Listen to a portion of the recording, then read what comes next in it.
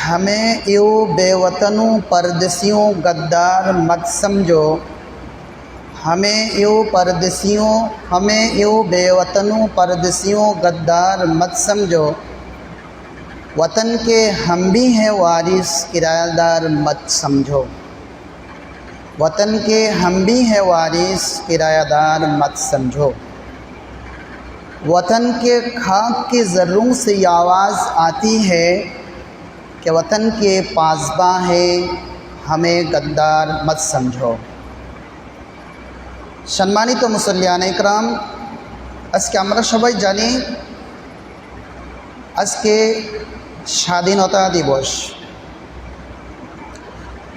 কিন্তু এই স্বাধীনতা দিবসে কিভাবে আমাদের দেশ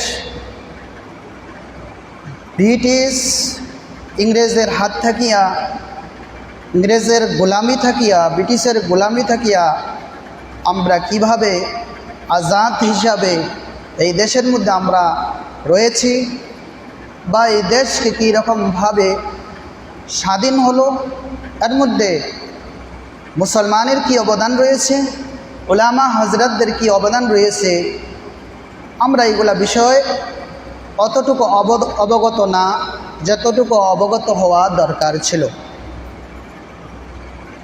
দোস্ত আজিজ, যতক্ষণ পর্যন্ত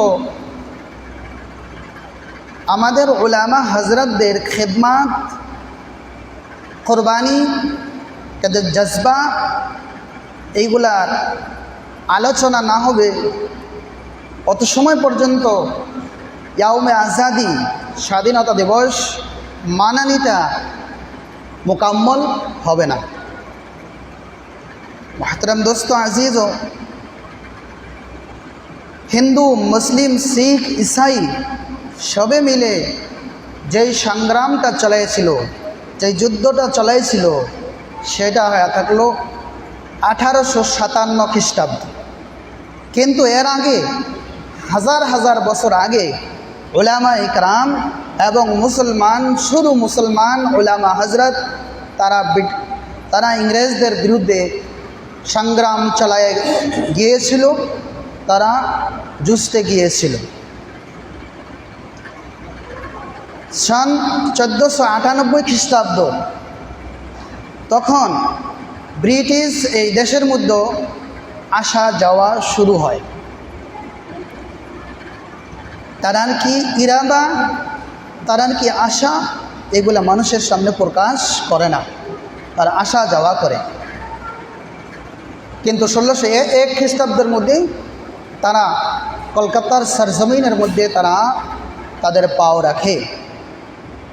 ওই সময়ও তারা তাদের আশার যে আগমন করার উদ্দেশ্যকে তারা প্রকাশ করে না, জাহির করে না। যখন 1760 খ্রিস্টাব্দে ঔরঙ্গজেব আলাইহির রহমা যখন দুনিয়া থেকে বিদায় নেয়, তখন মুঘলি হুকুমত, মুঘলি সুলতানত কমজোর হয়ে যায়। কারণ তারপরে যে রাজা বাদশাহ ছিল, তাদের ভোগ বিলাসিতা ছিল, তাদের নিজের স্বার্থের জন্য তারা কাজ করত, যার জন্য তারা ইংরেজদেরকে, ব্রিটিশদের সঙ্গে তারা লড়াই করতে পারে না। কিন্তু সর্বপ্রথম যিনি ব্রিটিশদের মনোভাবকে জানতে পেরেছেন, তিনি হয়ে থাকলেন শেখ আহমদ মুজাদ্দিদ আল-ফিসানি, শেখ আহমদ সরহিন্দি রহমতুল্লাহ আলাই।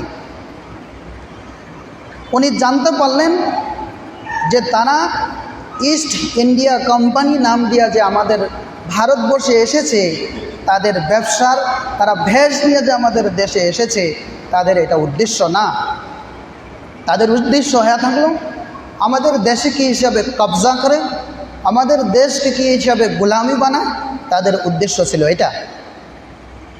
যখন শেখ আহমদ সরহিন্দি রহমতুল্লাহ আলী মানুষের দরে দরে গিয়া, মানুষের নিকটে গিয়া যখন বোঝানি শুরু করলেন, তখন মানুষ এটা বুঝতে পারে না, এটা মেনে নিতে পারে না যে এত দূর থেকে এসে আমাদের এত বড় দেশের মধ্যে তারা কি হিসাবে কবজা করবে, আমাদের দেশে কি হিসাবে তারা শাসন চালাইবে। এটা তারা ওই সময়ের কওম, না মুসলমান না হিন্দু, তারা কেউ এটা মেনে নিতে পেরে নেই। যাই হোক, এইরকমভাবে সংগ্রাম চলতে থাকে। তারপরে এই যে জজবা, শেখ সরহিন্দি রহমতুল্লাহ আলাইহির দিলের মধ্যে যেটা জজবা ছিল, এই জজবাকে আগে নিয়ে গেলেন শাহ ওয়ালিউল্লাহ মুহাদ্দিসে দেহলভী রহমতুল্লাহ আলাইহি। উনিও মানুষদেরকে গিয়া বোঝানি আরম্ভ করলেন যে এদের উদ্দেশ্য, এদের লক্ষ্য ঠিক নয়, এরা ব্যবসায়িক না, এদের অন্য উদ্দেশ্য। তারপরে শাহ ওয়ালিউল্লাহ মুহাদ্দিসে দেহলভী রহমতুল্লাহ আলাইহি দুনিয়াতে বিদায় দেয়। এইভাবেই ওনার সুযোগ্য ছেলে শাহ আব্দুল আজিজ মুহাদ্দিসে দেহলভী রহমতুল্লাহ আলাইহিও এই জজবাকে নিয়ে মানুষের দরে দরে গিয়া, মানুষের নিকটে নিকটে গিয়া বলা শুরু করলেন, এদেরকে এই দেশ থেকে তাড়ানো হবে, এই দেশে তাদেরকে জায়গা দেওয়া যাবে না। যখন 1803 খ্রিস্টাব্দের মধ্যে যখন ব্রিটিশ দিল্লির সুলতানতের মধ্যে বসলেন এবং বিজয়ের ঝান্ডা তারা লালকেল্লার মধ্যে গাড়লেন, তখনই শাহ আব্দুল আজিজ মুহাদ্দিসে দেহলভী রহমতুল্লাহ আলাইহি ফতোয়া জারি করলেন যে ব্রিটিশদের বিরুদ্ধে, ইংরেজদের বিরুদ্ধে লড়াই করাটা আমাদের সবার জন্য ফরজ হয়ে গিয়েছে। আমাদের এটা ফরিজা, আমাদেরকে সবাই মিলে এদের বিরুদ্ধে কি করতে লাগবে, লড়াই করতে লাগবে। ওই সময় এরকম ফতোয়া দেওয়াটা বড় ভাগ্যর কথা, কারণ গোপনে বসেও যদি তাদের বিরুদ্ধে কোনো কথা কওয়া গিয়েছে, তাদেরকেও ধরিয়া তারা জেলখানার মধ্যে রাখিয়া দিয়েছে। দোস্ত আজিজও এরকম ফতোয়া দিলেন। এর আগে 1799 খ্রিস্টাব্দের মধ্যে টিপু সুলতান শহীদ রহমতুল্লাহ আলাইহি উনি সংগ্রাম চালাইতে গেলেন। যাওয়ার পরে ব্রিটিশ যখন দেখলেন যে এই টিপু সুলতান যতদিন পর্যন্ত জিন্দা আছে, আমরা এই দেশের মধ্যে কি করতে পারবো না, এই দেশের মধ্যে আমরা শাসনে বসতে পারবো না, দেশকে আমরা কবজা করতে পারবো না। যার জন্য টিপু সুলতানকে শহীদ করার জন্য নিজের মানুষকে, মুনাফিককে গাদ্দার বানাইয়া পাঠাইয়া দিলেন। মীর সাদিকের গাদ্দারির কারণে টিপু সুলতান এই দুনিয়া থেকে বিদায় হয়ে যায়। টিপু সুলতান যখন বিদায় হয়, তখন তারা খুশিতে উৎফুল্লিত হইয়া তারা হাতের মধ্যে হাত দিয়া তালি বাজাইয়া তারা গীত গাওয়া শুরু করলেন যে আজ থেকে এই হিন্দুস্তান আমাদের, এই হিন্দুস্তানকে আমরা আজাদ করেছি, এই হিন্দুস্তান আজ থেকে আমাদের, কেউ আমাদেরকে এই দেশ থেকে তাড়াইতে পারবে না। এবং কি তার ভিতরে, ওনার ভিতরে যে এরকম দবদবা ছিল, মুর্দা টিপু সুলতান শহীদ হয়ে গিয়েছে কিন্তু তার নিকটে যাইতে পারে না, দূর থেকে তারা দেখে যে লাশ জিন্দা আছে না নাই, এতটুকু পাওয়ার দিয়েছিল। এরপরে সিরাজউদ্দৌলাও মীর জাফরের গাদ্দারির জন্য সিরাজউদ্দৌলা এই দেশ থেকে বিদায় নিয়ে নেয়। দোস্ত আজিজ, 1818 খ্রিস্টাব্দ থেকে নিয়ে 1831 খ্রিস্টাব্দ পর্যন্ত শেখ ইসমাইল শহীদ আর আহমদ শহীদ রহমতুল্লাহ আলাইহি গাঁয়ে গাঁয়ে গিয়া, বস্তি বস্তি গিয়া মানুষের নিকটে এই আওয়াজ পৌঁছানো শুরু করলেন যে এদেরকে এই দেশ থেকে তাড়াইতে হবে, এদের বিরুদ্ধে আমাদের সবাইকে লড়াই করতে হবে, সংগ্রাম চালাইতে হবে। এইরকমভাবে এরাও বালাকোটের ময়দানের মধ্যে তারা যুদ্ধ করতে করতে তারাও দুনিয়া থেকে বিদায় নিয়ে নেয়। এরপরে কমজোর হয়ে গেল। তারপরে শিখ, ইসাই, হিন্দু, মুসলিম সবে মিলিয়া এই ঐক্যবদ্ধ হইয়া তারা এই আওয়াজ উঠাইলেন, এদের বিরুদ্ধে আমাদের সংগ্রাম চালাইতে হবে, এদেরকে এই দেশ থেকে তাড়াইতে হবে। সুতরাং 1857 খ্রিস্টাব্দের মধ্যে সবে মিলে সংগ্রাম চালিয়া ব্রিটিশদের সঙ্গে কি করে, লড়াই করে।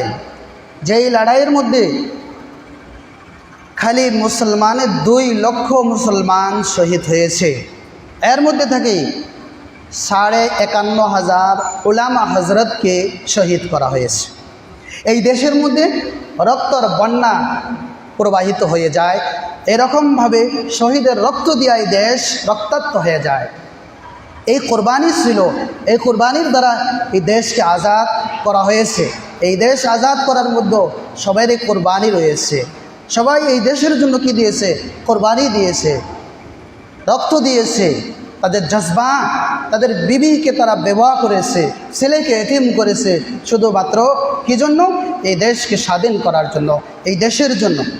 কিন্তু বড় আফসোসের বিষয়, আজকে যারা এই দেশকে স্বাধীন করলো, রক্ত দিল, এই দেশের জন্য লড়াই করলো, তাদেরকে দেশদ্রোহী বলা হয়, তাদেরকে বাংলাদেশি বলা হয়, তাদেরকে বিভিন্ন ধরনের আখ্যা দিয়ে তাদেরকে আখ্যিত করা হয়। দোস্ত আজিজ, বড় পরিতাপের বিষয়, আমাদের এই হিস্ট্রিগুলো জানতে হবে। এই দেশের জন্য আমাদের ওলামা, আমাদের উম্মতে মুসলিম এই দেশের জন্য কীরকম লড়াই করছে, আমাদের এইগুলা জানতে হবে।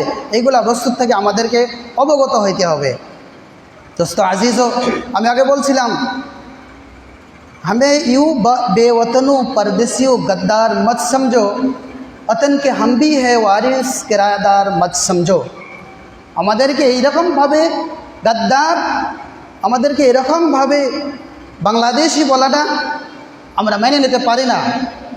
কবি বলছেন কি, हमें यूँ बेवतनों परदेसियों गद्दार मत समझो, वतन के हम भी है वारिस किराएदार मत समझो। वतन के खाक की ज़रूर से ये आवाज़ आती है कि वतन के पासबां है, हमें गद्दार मत समझो। दोस्तों আজিজ, এইরকমভাবেই 1857 খ্রিস্টাব্দের মধ্যেও কি হয়ে যায়? পরাজিত হয়ে যায়। তখনও যখন পরাজিত হয়ে যায়, তখন মানুষ কমজোর হয়ে যায়, বলে এখন আমরা কি করব। কিন্তু কমজোর হলেও মানুষ হিম্মত হারে নেই, তখনও হিম্মত হারে নেই, তখনও এইরকমভাবে তারা সংগ্রাম চালাইতেছিলেন। সুতরাং 1866 খ্রিস্টাব্দের মধ্যে দারুল উলুম দেওবন্দ মাদ্রাসা, একটা ডালিম গাছের নিচে একজন শিক্ষক আর একজন ছাত্র নিয়ে ওই মাদ্রাসা স্থাপিত হয়। ওইটা ছিল একটা নামে ছিল একটা মাদ্রাসা। মাদ্রাসা পড়ানোর উদ্দেশ্য ছিল, কিন্তু তার সঙ্গে দেয়া বীর সেনা কীরকমভাবে তৈরি করা যায়, জুজারু কী হিসাবে তৈরি করা যায়, এই দেশের বিরুদ্ধে লড়াই করার জন্য কীরকমভাবে জুজারু তৈরি করা যায়, দুটাই উদ্দেশ্য নিয়ে এই মাদ্রাসাকে স্থাপিত করা হয়। সুতরাং দারুল উলুম দেওবন্দ 1866 খ্রিস্টাব্দে রাখা হইল, বুনিয়াদ রাখা হইল। তার 10 বৎসর পরে ওই মাদ্রাসার ছাত্র শেখুল হিন্দ হজরত মৌলানা মাহমুদ হাসান দেওবন্দি রহমতুল্লাহ আলাই 10 বৎসর পরে তাহরিকে রেশমি রুমাল নামে একটা আন্দোলন ছড়াইলেন। যেই আন্দোলন কামিয়াবের দিশের মধ্যে গিয়েছিলেন, কিন্তু জানি না সেটা রব্বুল আলমিনের কি মনসা ছিল, ওইদিকে কামিয়াব হতে পারে নাই। এদিকে তাহরিকে রেশমি রুমাল এটা ফার্স্ট জাহির হয়ে গেল। অর্থাৎ এটা কী ছিল? রুমালের মধ্যে লেখা ছিল। কারণ ওই জামানার মধ্যে কোনো একটা কথা বললে তারা সঙ্গে সঙ্গে জেলের মধ্যে ডালিয়া দিত। রুমালের মধ্যে কিছু বস্তু লেখিয়া বিদেশে পাঠানো হয়েছে। তারা প্ল্যান ছিল কি, আমরা ভিতর থেকে আন্দোলন করব, তোমরা বাহিরে থেকে আন্দোলন করবে। কিন্তু এই সংগ্রাম তার মধ্যে হজরত মাহমুদ হাসান দেওবন্দি রহমতুল্লাহ আলাই কামিয়াব হতে পারলেন না। 1815 মধ্যে হজরত শেখুল হিন্দ রহমতুল্লাহ আলাইকে মাল্টার জেলের মধ্যে রাখা হইল। হজরত শেখুল হিন্দকে নত করার জন্য এই ব্রিটিশরা বহু চেষ্টা করেছিল যে এদেরকে কীরকমভাবে নত করা যায়, কিন্তু শেখুল হিন্দ রহমতুল্লাহ আলাই কোনো সময়ের জন্য নত হন নাই। জেলের মধ্যে শুধু সাধারণ বর্তমানের যে জেল, এই জেল না, যে জেলের মধ্যে সাপ বিচ্ছু এই ধরনের বস্তু রাখা ছিল, এই জেলের মধ্যে মাল্টার জেলের মধ্যে শেখুল হিন্দকে গ্রেফতার করা হয়। আর তার সঙ্গে ওনার সুযোগ্য ছাত্ররাও ওই জেলের মধ্যে বন্দী থাকে। সুতরাং শেখুল হিন্দ রহমতুল্লাহ আলাইয়ের কোমরের মধ্যে দাগ দেওয়া হয়েছিল। যখন জেল থেকে বাহির হয়ে আসে, তখন শেখুল হিন্দ রহমতুল্লাহ আলাইয়ের কোমর এরকম ছিল। মানুষ যখন জিজ্ঞাসা করলো যে আপনার কোমর এরকম শুকিয়ে গিয়েছে কেন, বলা হয়েছে আমার কোমরের মধ্যে লোহাকে গরম করে দাগ দেওয়া হয়েছিল, এই রক্ত পরিয়া ভিজিয়া আগুন বন্ধ হয়ে গিয়েছে। এই দেশের জন্য কীরকম তারা কোরবানি দিয়েছে, রক্ত দিয়েছে, তারপরে গিয়া দেশ স্বাধীন হয়েছে। দোস্ত আজিজ, তারপরে যখন রাইজ পাস হয়ে যায়, তারপরে 1819 খ্রিস্টাব্দের মধ্যে জমিয়ত উলামায়ে হিন্দ কায়েম হয়। আর জমিয়ত উলামায়ে হিন্দ এই সংগ্রাম নিয়ে দেশের চুকে কোণে গিয়া, কোনায় কোনায় গিয়া তারা এই সংগ্রাম চলাইতে যায় যে আমাদের দেশকে আজাদ করতে হবে, আমরা ইংরেজদের গোলামি আমরা বরদাস্ত করতে পারবো না, এই দেশকে আমরা আজাদ করতে লাগবে। তাই সুতরাং 1819 খ্রিস্টাব্দের মধ্যে যখন জমিয়ত উলামায়ে হিন্দ স্থাপিত হয়, কায়েম বুনিয়াদ রাখা হয়, তো জমিয়ত উলামায়ে হিন্দ এবং অন্য আরও ধর্মাবলম্বী যারা আছে, মহাত্মা গান্ধী, এই 1819 খ্রিস্টাব্দের পরের মধ্যে জওয়াহরলাল নেহরু, মহাত্মা গান্ধী তারা অংশগ্রহণ করে, কিন্তু তার আগে তারা অংশগ্রহণ ছিল না। এই যে হিস্টোরিগুলো বলা হলো, মুসলমানের অবদান, মুসলমানের কোরবানি কোনো জায়গার মধ্যে পাবেন না, এগুলো রুকায়া রাখা হয়েছে। দোস্ত আজিজও, তারপরেই তারা যখন সবে মিলিয়া 1819 খ্রিস্টাব্দের পরে যখন সবে মিলিয়া কি করলেন, সংগ্রাম চালায়া গেলেন, চালায়া যাওয়ার পরে পরে এইরকমভাবে 1847 খ্রিস্টাব্দে 15ই আগস্টে এই দেশ কি হয়, স্বাধীন হয়ে যায়। কিন্তু দেশ স্বাধীন হওয়ার পরে এখন সবে মিলে বসে তারা চিন্তা করলেন এই দেশের রূপরেখা কি হবে, এই দেশ কি রাষ্ট্র হবে, এই দেশকে কীরকমভাবে চলাইব, এইটা নিয়ে তারা আলোচনা করলেন। আলোচনা করিয়া তারা সংবিধান আনলেন যে এই দেশ আমাদের দেশ ডেমোক্রেসি দেশ, এই দেশ হয়ে থাকলো সেকুলার দেশ, এই দেশ চলবে শুধু সংবিধান অনুযায়ী চলবে, সংবিধানে যা লেখা আছে এই অনুযায়ী আমাদের দেশ চলবে। বড় পরিতাপের বিষয়, আফসোসের বিষয়, কিন্তু এই দেশ এখন সংবিধান উলঙ্গ করে দেশ চালানো শুরু করছে। কেন? তার মধ্যে রয়েছে নিজের স্বার্থ। যখন এই নিজের স্বার্থ নিয়ে এই দেশকে চলাইবে, চাই এমপি হোক, এমএলএ হোক, মন্ত্রী হোক, মুখ্যমন্ত্রী হোক, প্রধানমন্ত্রী হোক, নিজের স্বার্থের জন্য যখন চলাইবে দেশ, এই দেশ পিছিয়ে যাবে, এই দেশ এগিয়ে যাবে না। যদি স্বার্থের জন্য আমাদের আকাবিরিন তারা যদি লড়তেন, লড়াই করতেন, তা আমরা আজ স্বাধীন হিসাবে এই দেশে আমরা বসবাস করতে পারতাম না। তারা নিজের বিবিকে বেওয়া বানাইছে, নিজের ছেলেকে এতিম বানাইছে। কেন? তাদের কোনো স্বার্থ ছিল না, তাদের দেশকে কীরকমভাবে আগিয়ে নিয়ে যাবে এইটা তাদের উদ্দেশ্য ছিল। এই দেশকে আগিয়ে নিয়ে যেতে হলে সম্প্রীতির প্রয়োজন আছে, মিল মহাব্বতের প্রয়োজন আছে। একা যদি আমি আমার চিন্তা করি, এই দেশ কখনো এগিয়ে যাবে না। দেশের জন্য এই দেশকে যদি এগিয়ে নিয়ে যেতে হয়, তো মিল মহাব্বতের দ্বারা এই দেশকে এগিয়ে নিয়ে যেতে হবে। শিক্ষার প্রয়োজন আছে, নিজেকে জ্ঞান অর্জন করতে লাগবে, উপর লেভেলের হাই লেভেলের শিক্ষা অর্জন করতে হবে। আমাদের ভিতর থেকে এমএলএ বনতে হবে, এমপি বনতে হবে। কখন? যখন আমরা উচ্চ শিক্ষা আমরা অর্জন করব, আমরা শিক্ষার মাধ্যমে যখন তাদেরকে জবাব দিতে পারবো, তখনই তো আমরা উন্নতি হবে। আর যখনই আমরা এগুলোর মধ্যে পিছিয়ে থাকবো, আগে না বলবো, তখন আমাদের এইরকমভাবে লাঞ্ছিত, বঞ্চিত, বেইজ্জতি হয়ে দুনিয়ার মধ্যে চলতে লাগবে। এই দোস্ত আজিজও, এই দেশ বহুত সুন্দর একটা দেশ। উদাহরণস্বরূপে একটা বাগিচার মধ্যে যদি এক ধরনের ফুল থাকে, ওই বাগিচা অত দেখতে সুন্দর লাগে না। কিন্তু যেই বাগিচার মধ্যে বিভিন্ন ধরনের নানা জাতের ফুল থাকে, ওই বাগিচাকে দেখতে বহুত সুন্দর লাগে। এই দেশের মধ্যে বিভিন্ন ভাষাভাষী রয়েছে, বিভিন্ন জাতি রয়েছে। এই দেশে আমাদের অন্য অন্য দেশ থেকে এই দেশ আমাদের বহুত সুন্দর দেশ। তো একজন বলেছে যে কি বলেছে, ধনবনেরে পুষ্প ভরা আমাদের বসুন্ধরা, তাহাদের মাঝে আছে শতেক দেশের সেরা, অতি স্বপ্ন দিয়ে তৈরি সেদের স্মৃতি দিয়ে ঘেরা, এমন দেশটি কোথাও পাবে না গো তুমি, এমন দেশটি কোথাও পাবে না গো তুমি। এই দেশের সৌন্দর্য হয়ে থাকলো এটা। এই দেশের মধ্যে বিভিন্ন জাতি রয়েছে, যেদিন বিভিন্ন ভাষাভাষী রয়েছে। তাই এই দেশকে যদি এগিয়ে নিয়ে যেতে হয়, সেটা হয়ে থাকলো মিল এবং মহাব্বত। যদি নফরতের দ্বারা হিন্দু মুসলমানের মধ্যে যদি নফরত যদি ছড়ানো হয়, নফরত দেওয়া কখনো এগিয়ে যেতে পারবে না। আমরা কেন নফরত ছড়াই, আমরা কেন হিংসা বিদ্বেষ এগুলো আমরা ছড়াইয়া দেই কেন? কত বছর আর জিন্দা থাকবো? 60, 65, 70 বছরে জিন্দা থাকবো। তে আমরা যদি এই বিদ্বেষ দিয়া হিংসা দিয়া হিন্দু মুসলমানের মধ্যে যদি লড়াই করিয়া দেই, এই দেশ আগিয়ে যাবে না, কোনো ফায়দা হবে না, কয়েকদিনের জন্য নিজের ফায়দা হবে।